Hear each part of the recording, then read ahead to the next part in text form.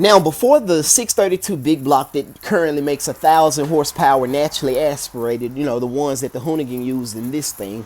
Shout out to the Hoonigans. There was the 472 Cadillac engines, the Cadillac 500 big block. You had the 8.1 liter Vortec, which is this one.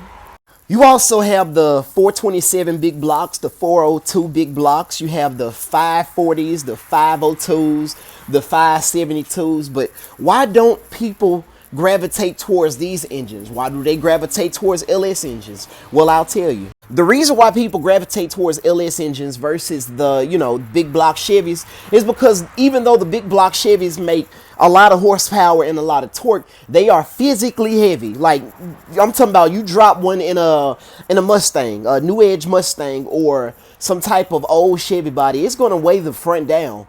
Now, a solution to the weight problem is to push the engine back towards the middle of the car so that it can be centered. But nobody wants to go through all the cutting and things of that nature. So what do? You go get an LS. It's lighter, parts are cheaper, and you can make, hell, you can gain 100 horsepower off a cam swap. A top end kit on an LS and a cam, a good intake manifold and a tune. Hell, you know, put that combination in an L92 from an Escalade, you know, the 6.2, and you got a 500 to 550 horsepower naturally aspirated engine. Now, then comes the question, which one is better, a big block Chevy or an LS? Now, that entirely depends on who has the most money at that point. With big block Chevys, you also have to reinforce your chassis to the bone because these engines have a lot of torque. Like I said, you will twist this chassis like a can. There's no other way to put that.